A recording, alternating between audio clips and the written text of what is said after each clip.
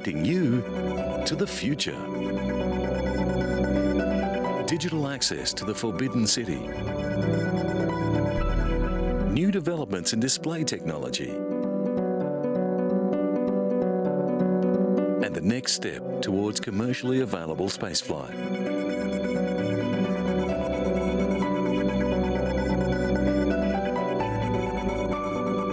The ancient Roman Forum is one of the Italian capital's biggest attractions, with tourists visiting from across the world. But people unable to visit the Eternal City for themselves can now take a virtual tour of ancient Rome. Billed as the largest digital archaeological reconstruction ever undertaken, Rome Reborn is cutting-edge technology from new tech demos. Images of approximately 7,000 buildings recapture Rome at the peak of its glory in 320 AD, during the reign of Constantine the Great. Using a handheld device, the virtual tourist can get a 360-degree view of how the city used to look.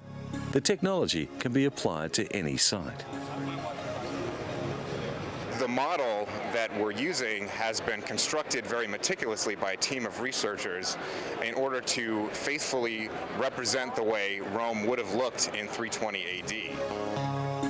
This type of display has advanced rapidly due to the acceleration of computer graphics technology. The designers believe the system will be used as a new type of historical exhibit in museums. The next stage in the development of the virtual technology will see tours becoming available over the internet. This type of application is already being used in flight simulators, and it has great potential in a range of different areas. But although it's a powerful educational tool, nothing can compare to actually being in the city beside the Colosseum. And Rome is not the only place to have been digitally recreated. The Forbidden City to the north of Tiananmen Square is the world's largest palace complex, covering 74 hectares. Now, a 3D model of the Forbidden City is available, opening the city to those who might never see it in real life. It enables visitors to experience all aspects of the imperial city, as it was during the reign of the Ming and Qing emperors. When we first began this project, many colleagues thought it would affect the numbers who come to visit the Forbidden City. We said, it won't happen. This will bring even more visitors. It is the first time that IBM has employed its service-orientated architecture and on-demand computing resources to create an online 3D virtual world. The Forbidden City is divided into two parts. The emperors of the past ruled the nation from the southern section or the outer court. The northern section, or the inner court, is where the emperor lived with his family. The last emperor of China was driven out in 1924. Museum visitors can watch dramatized scenes, such as court officials meeting in conference with the emperor. They can interact with each other, or with a wide range of volunteers, staff and automated characters through pre-recorded or live guided tours on topics such as dragons, the imperial gardens or feng shui. Listed by UNESCO as a World Cultural Heritage Site in 1987, the Palace Museum is now one of the most popular tourist attractions in the world. Because this is the most visited museum in the world, the software developers were faced with a huge challenge. They had to create a forbidden city that can handle a lot of traffic. Using motion capture techniques, they developed character avatars that dressed in a historically accurate manner. Currently, most virtual worlds have a limit of around 50 or 60 people. The IBM developers had to make a system that would cope with thousands. Several thousand visitor avatars are able to coexist in the virtual museum. Having been the Imperial Palace for 5 centuries, the Palace Museum houses numerous rare treasures and curiosities. Building work on the palace complex began in 1407 and was completed in 1420. 就是虚拟空间有一特别大的好处，它除了跨越地域，它又跨越时 This 空。 virtual reality has one big benefit. It not only gets around geography, it also gets around time. 清朝的皇帝 I have not even seen what a Qing or Ming dynasty emperor looks like. But using this technology, they can turn a lot of the written record into something interactive to bring you to this world and let you interact. 让你跟他互动。 In the Forbidden City, you can take 6 different tours, but educators can actually lead a tour around various areas of the palace complex.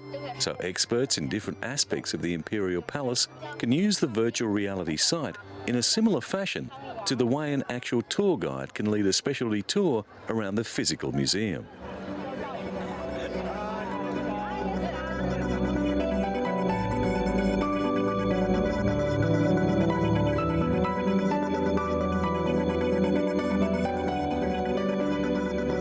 Iceland has abundant natural reservoirs of water and ice.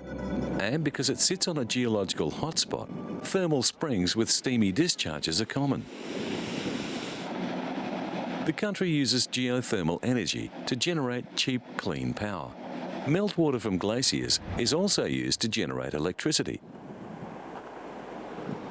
The only fossil fuel the country uses is for vehicles and transport. We have been steadily developing our geothermal harnessing while other nations have not been. Therefore, cutting-edge technology, bringing in new solutions, has happened here in Iceland for the past decades. Iceland's abundance of water and its volcanic structure also provide the country with natural hot water. In many places, this is piped and used for heating. Again, this has a very positive effect on Iceland's carbon footprint. But experts are warning that the wasteful use of natural hot water could deplete the resource. Energy is so cheap that geothermal water is used to keep pavements and car parks snow-free during the winter. Having an endless supply of geothermal water means 99% of homes in Iceland are run on renewables. Hot water from the springs is cooled and pumped into the taps of nearby homes.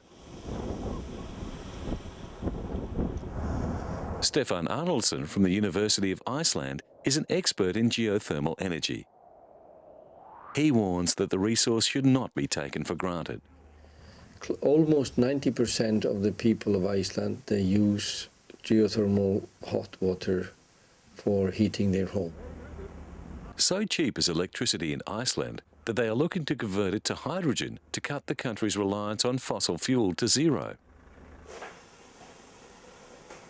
Valdis Asta Adelsteindaughter is from Reykjavik. Married with 2 children, she works for the country's Civil Aviation Authority. Valdis says that during the winter, the family keep their heating system at 25 degrees Celsius. She thinks that Icelanders take water for granted, but she also considers her country's water to be the best in the world. Geothermal energy in Iceland first happened in the early years of the 20th century, when an enterprising farmer diverted a stream from a hot spring to heat his house.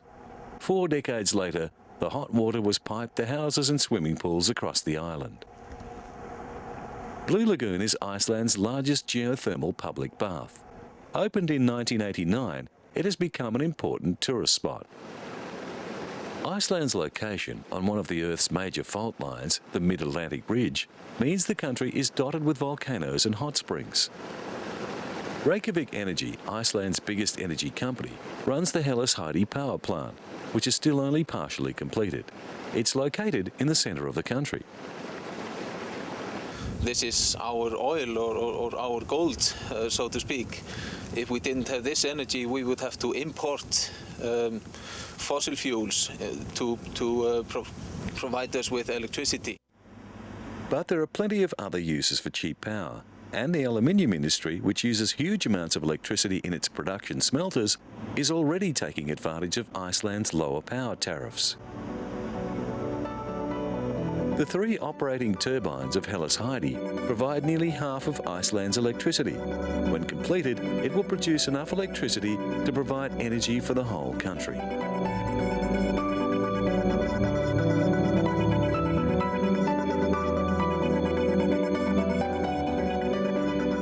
LG Display recently announced that it has developed an LCD display panel that refreshes 480 times every second.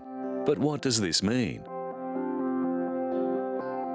Since flat panel display screens became popular, there has been a debate about the merits of 2 types of flat panel technology, liquid crystal or plasma.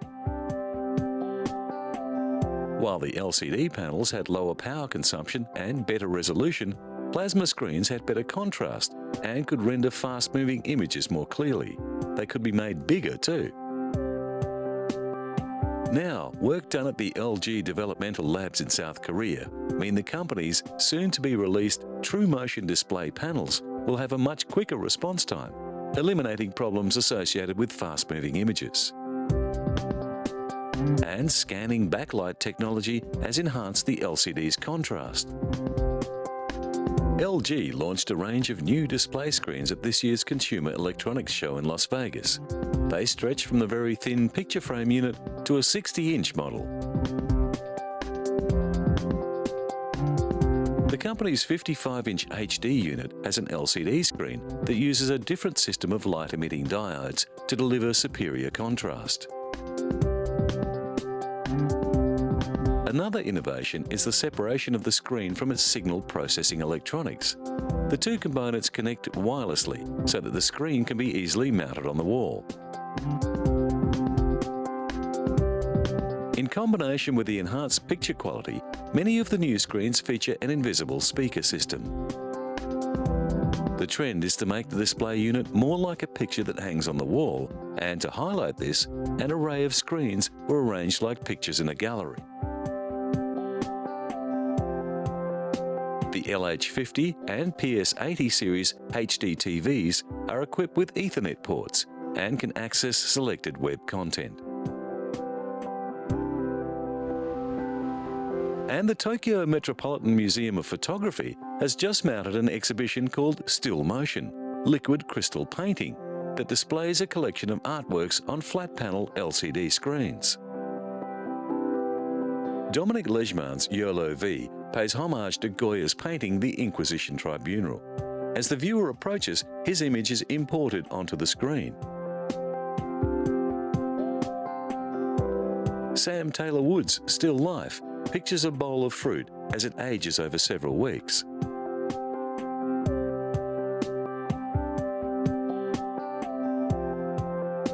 Yasumasa Morimura mimicked Vermeer's Girl with a Pearl Earring in his Vermeer study Looking Back by dressing up as the girl himself.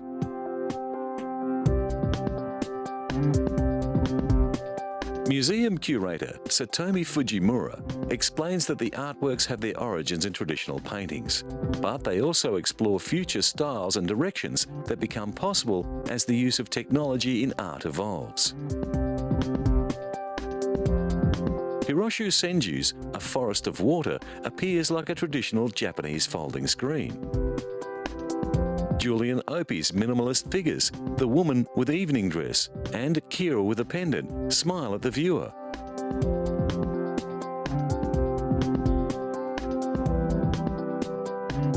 Shiyuki Kojima's rhythmic calm, Land of Sand expresses the constant shifting of the dunes in the wind. One room of the gallery is pitch black, and the LCD screens appear to emerge from the darkness, showing small scenes of moving life. The Tokyo Metropolitan Museum of Photography has always included film in its range of interests, but this LCD exhibition is a new development. It represents a fusion of the moving image and the more traditional framed art hanging on the wall.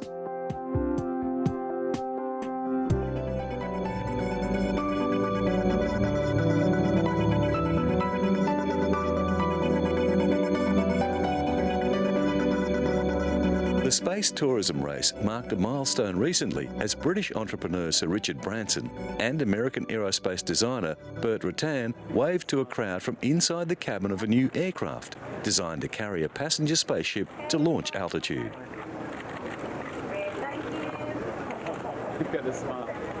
The White Knight 2 mothership was christened with champagne before a crowd of engineers, dignitaries and space enthusiasts at the Mojave Air and Spaceport in the high desert north of Los Angeles. That's my second accident. We hope to be able to start a program where we can try to fly people incredibly quickly around the world, from New York to Australia in less than 2 hours. White Knight 2 is the largest all-carbon composite aircraft ever built. It is the brainchild of Burt Rutan, who made history in 2004 when his Spaceship One became the first private manned aircraft to reach space.